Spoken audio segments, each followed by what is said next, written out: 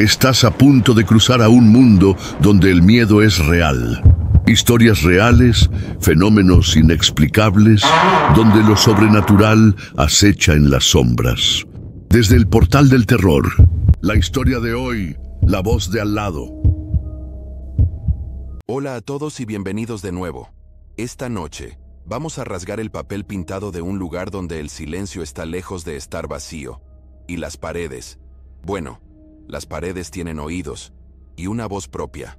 Acabé en aquel piso más por descarte que por elección. Tras el fallecimiento de mi tía Carmen, me quedé solo, sin familia directa, con los amigos dispersos y sin trabajo. Solo me quedaba lo poco que ella me dejó, unos ahorros menguantes y un miedo callado a enfrentarme al mundo exterior.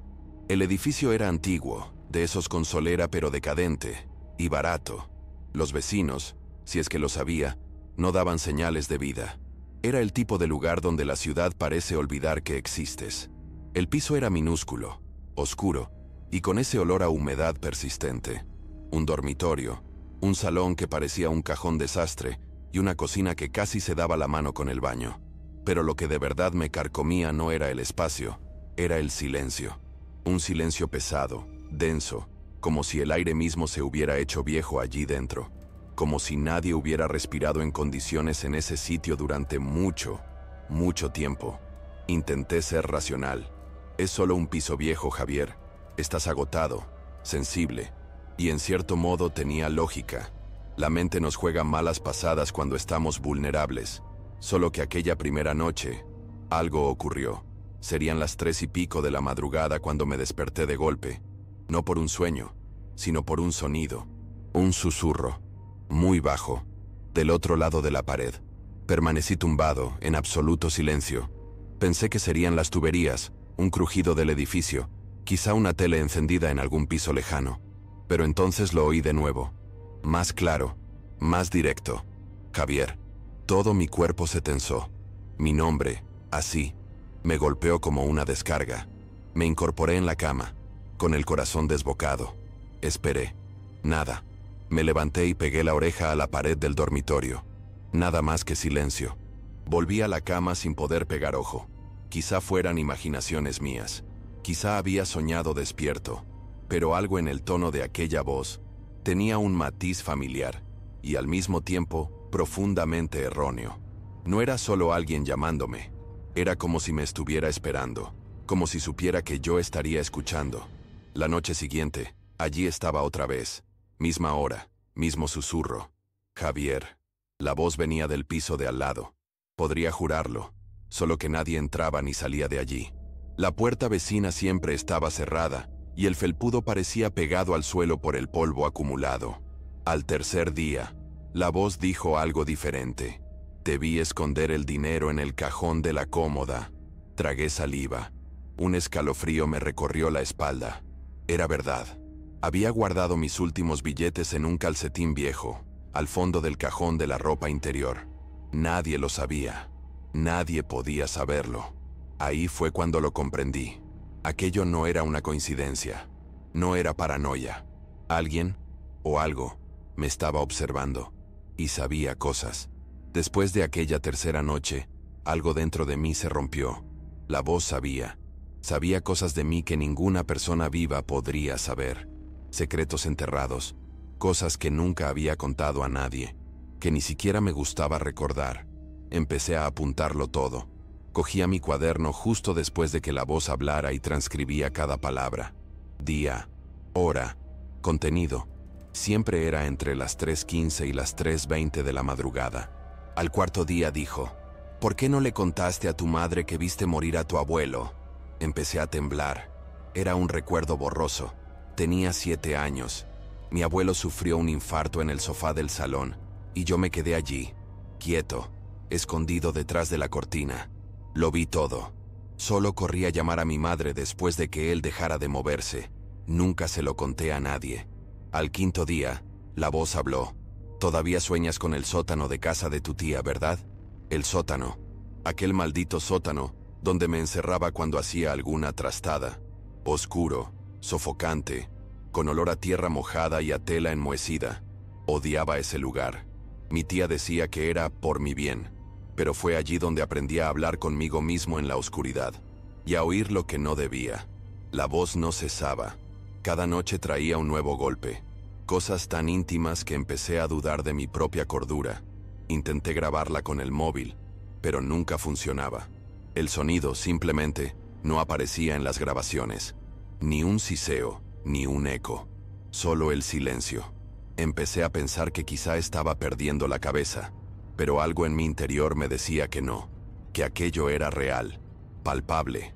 La voz me estaba poniendo a prueba, observando cómo reaccionaba a cada confesión. El viernes, susurró: «¿Te acuerdas del gato, verdad?» Y supe exactamente de qué hablaba. Cuando tenía 12 años, encontré un gato muerto en el patio trasero, un siamés blanco. Lo enterré yo solo, sin decir nada a nadie. Pero lo que nunca conté fue que, aquella noche, lo oí maullar desde el lugar donde lo había enterrado. No volví a dormir bien desde entonces. La voz no paraba. Sueñas con ella, pero nunca responde. Finge que no recuerdas el armario con la mancha oscura. No deberías haber abierto aquel diario. Cada frase me iba minando. Empecé a temer la hora de dormir. Pasaba las noches en vela, solo esperando a que la voz comenzara, y siempre lo hacía, con el mismo tono, sin prisas, como si se estuviera divirtiendo. Llegué a pensar en mudarme de piso, pero algo me retenía, una sensación de que, aunque me fuera, me seguiría. La pared no era el límite, era solo el principio. Necesitaba respuestas. No aguantaba más vivir a merced de aquella voz. Así que decidí enfrentarme a la única posibilidad lógica: el vecino, el que supuestamente vivía en el piso de al lado, el mismo de donde venían los susurros. A la mañana siguiente, fui hasta su puerta. Llamé al timbre. Esperé. Nada. Golpeé con los nudillos. 1, 2, 3 veces. Silencio absoluto. La puerta parecía no haberse abierto en años. La cerradura tenía costras de óxido, y la pintura se desconchaba como piel muerta. Aquello me extrañó. Volví a mi piso, pero algo no me cuadraba. Horas después, bajé a hablar con la portera del edificio, una señora que parecía llevar décadas allí, casi parte de los cimientos. La encontré en el portal, regando una planta que parecía tan vieja como el propio edificio. «Perdone, ¿sabe quién vive en el trero B?» Frunció el ceño, como si le hubiera preguntado si había una escalera al cielo. «¿El tercero B?» «Sí, el piso de al lado del mío». Entrecerró los ojos y respondió con voz rasposa: «Hijo, el tercero B lleva vacío unos 12 años. Sentí que el suelo se hundía bajo mis pies». «¿Cómo que vacío?» «Yo oigo ruidos, voces. No hay nadie allí desde que el señor Garrido... Bueno, desde que desapareció». «¿Desapareció?», asintió lentamente. «Vivía solo. Después de que muriera su esposa, se volvió raro. Decía que oía cosas, que las paredes le hablaban. Un día, simplemente, se esfumó. Ni rastro del cuerpo. La policía no encontró nada. ¿Y nadie más ha entrado allí desde entonces?» El dueño del edificio presintó el piso. «Dice que da mal fario». Se me heló la sangre. Volví a mi rellano y, por primera vez, me fijé mejor en la puerta del 3B. Había un pequeño precinto de plomo colgando del marco. Estaba roto. Alguien había entrado allí, o nunca se había ido. Aquella noche, la voz habló con más claridad que nunca. «Creíste que me había ido, pero nunca me fui de aquí. Soy parte de esta pared, parte de ti». Fue entonces cuando noté que no venía solo de la pared del dormitorio. Venía también del techo, del suelo. Un eco subterráneo que vibraba como si el edificio entero tuviera pulmones. Salí corriendo del piso. Dormí en el vestíbulo, desplomado en un sofá polvoriento de la recepción, sin poder cerrar los ojos. En el fondo, lo sabía. Huir no serviría de nada. La voz ya no estaba solo en la habitación, estaba en mí. Después de aquella revelación sobre el trero B, mi percepción de la realidad empezó a desmoronarse. Nada tenía ya sentido. La voz, antes un misterio, ahora era una amenaza viva, con intenciones ocultas y un conocimiento imposible. Pero lo que sucedió a continuación me hizo perder totalmente el control de la situación. La noche siguiente, exhausto, intenté dormir fuera de casa. Alquilé una habitación barata en una pensión del centro, mugrienta y con un hedor pestilente, pero lejos del edificio. Solo quería silencio. Nada de paredes antiguas, nada de susurros. Conseguí dormitar unas horas hasta que me despertó el sonido de una notificación en el móvil. Un mensaje de un número desconocido. Vuelve. Te arrepentirás si te quedas. El corazón me dio un vuelco. Mi primer impulso fue pensar que era una broma. Pero entonces llegó el segundo mensaje, segundos después. Si sales hoy a las 8:17, el autobús se estrellará, y la mujer de azul no sobrevivirá. Miré el reloj. 8:14. Me quedé paralizado. 3 minutos. 3 minutos hasta que la realidad pusiera a prueba mi cordura. Por impulso, corrí hasta la ventana de la habitación. Fuera, en la esquina, una mujer con una blusa azul esperaba en la parada, sola. Y a las 8:17 en punto, un autobús perdió el control al girar la calle, atropellándola con una violencia brutal. El grito resonó dentro de mí más fuerte que cualquier susurro. Volví al piso temblando. La voz me recibió como un viejo amigo. ¿Ves? Lo sé. Siempre lo he sabido. A partir de aquella noche los susurros cambiaron. Anticipaban las cosas, pequeñas al principio. Una llamada que recibiría, un objeto que se me caería. Después, cosas mayores. No cojas el teléfono mañana. Es ella. Y miente. Era mi ex. Me llamó al día siguiente. Contesté. Me dijo que aún me quería, que quería volver.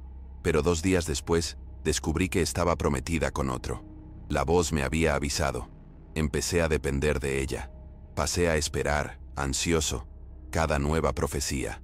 Era como tener un oráculo maligno pegado a la pared, pero la sensación de control no duró, porque entonces dijo, en 7 días morirás, así de simple, sin rodeos. El día 23, a las 3:33 de la madrugada, en tu habitación. Intenté huir de nuevo. Fui a casa de un primo en el pueblo, sin decir nada. Apagué el móvil, evité cualquier tecnología, pero en la segunda noche, a las 3:33, la tele desenchufada del cuarto de invitados se encendió sola. Pantalla negra, ningún sonido, hasta que la imagen se distorsionó y la voz salió por el altavoz. Puedes correr, pero al final, escucharás. Siempre me escucharás. A partir de ahí, no importaba dónde estuviera. Venía, en el espejo del baño, en la radio sin pilas, incluso en el sonido del agua goteando del grifo. El mundo se había convertido en una caja de resonancia, y yo era el instrumento. Volví al piso. Era como si algo me atrajera de vuelta, un ancla invisible hincada dentro de mí. El día 23 se acercaba, y con él, una presión constante, como si el tiempo se estuviera acortando, los días volviéndose más oscuros y las madrugadas más largas. Hice lo que pude para impedir lo inevitable. Empujé el armario contra la pared, clavé tablones, usé auriculares industriales, puse música alta toda la noche, coloqué espejos mirando a las paredes, sal gorda en todas las entradas, recé oraciones en las que ni siquiera sabía si creía. Nada servía. En la madrugada del día 22 al 23, el susurro volvió, pero no de la pared, no del techo, de dentro. No sé explicarlo.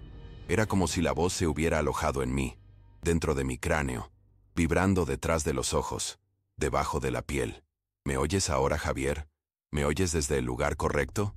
Corrí al baño, vomité hasta ver sangre. Me miré en el espejo y por un instante, juro que vi algo detrás de mí, una silueta inmóvil, apoyada en la pared que yo había tapado. Solo que, dentro del reflejo, no estaba cubierta. La pared estaba limpia, blanca, como era antes, y una sombra me observaba desde el otro lado, la cabeza inclinada, el rostro invisible, pero los ojos estaban donde deberían estar los míos. Rompí el espejo, cogí una videocámara y la coloqué frente a mí, en la habitación, a las 3 de la mañana del día 23. Decidí que si iba a morir, dejaría pruebas. Una última grabación, me encerré, encendí la cámara, me senté en la cama, y esperé. 3:10, nada. 3:20, la luz de la bombilla parpadeó. 3:30, la temperatura cayó en picado. Todo parecía a cámara lenta. El sonido cesó. El tiempo se detuvo. 3:33. La cámara registró, pero no recuerdo nada. Desperté a la mañana siguiente con la luz del sol inundando la habitación. Ningún corte en el cuerpo, ninguna marca y, sobre todo, ninguna voz. Por primera vez en semanas, el silencio volvió a ser solo silencio. Por un momento, creí que había vencido, pero cuando fui a ver la grabación de la madrugada, algo se me rompió por dentro. La cámara me mostraba durmiendo, sereno, respirando profundamente, como un bebé. Pero en el minuto final de la grabación, algo se mueve al fondo de la pantalla. La pared empieza a ondularse como si respirara, y una voz, clara, pausada, segura, susurra mirando directamente a la lente. Finalmente ha aceptado. Ahora es uno de los nuestros. La grabación termina ahí. Intenté borrarla, reformatear la tarjeta. Nada funcionaba. La voz quedó atrapada en el vídeo, como un veneno digital. Y en aquel momento, comprendí, quizá la muerte que predijo, no fuera de mi cuerpo, sino de mi conciencia. Debería haber destruido aquella cinta, quemarla, enterrarla, cualquier cosa. Pero la curiosidad pudo más. Siempre puede. Subí el vídeo a una nube privada. Lo compartí en un foro de casos paranormales, solo para ver si alguien encontraba alguna explicación lógica, algún fallo técnico, algún error de edición, cualquier cosa que probara que yo aún tenía el control. Pero entonces empezaron los mensajes. He visto el vídeo y ahora oigo susurros en el baño. La voz me llamó por mi nombre real. No está en el vídeo. Mi tele se encendió sola a las 3:33 de la mañana, y la grabación estaba en la pantalla. Gente de toda España, de otros países, nombres que nunca había visto, perfiles sin foto, cuentas recién creadas, todos con el mismo patrón. Algo había empezado a susurrarles también. Alguien filtró el vídeo en los rincones más oscuros de Internet, y ahora se extiende como un contagio silencioso. Lo llaman la grabación del muro. Algunos creen que es una RG, otros, una creepypasta, pero quien lo ve hasta el final, oye, siempre oye, aquella frase, la maldita frase. Finalmente ha aceptado. Algunas personas relatan síntomas, alucinaciones sonoras, cambios de comportamiento, pérdida de memoria. Una chica juró que se despertó escribiendo palabras que no recordaba haber aprendido. Un tipo se tatuó la frase de la cinta en el brazo, en un idioma que ni siquiera existe. Pero lo peor son los que desaparecen. Simplemente se esfuman. Dejan todo atrás. Móvil, documentos. Solo desaparecen. Como el antiguo inquilino del 30B. Como casi desaparezco yo. Y ahora te pregunto, ¿verías ese vídeo hasta el final? Porque está ahí fuera, en algún lugar de Internet, escondido entre enlaces rotos, foros abandonados y archivos corruptos. Basta con hacer clic, basta con dejar que se reproduzca. Pero una vez que lo oyes, no hay forma de desoírlo. Yo soy la prueba de ello.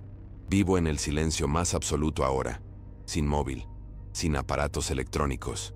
Estoy en una casa de campo aislada, donde apenas llega la luz, y aún así, cada madrugada, a las 3:33 lo escucho. Una respiración detrás de la pared de madera, un susurro que ya no necesita mi permiso, y a veces no dice nada, solo ríe. ¿Y sabes qué es lo peor? Que yo también. Si quieres ver el vídeo original, ten cuidado.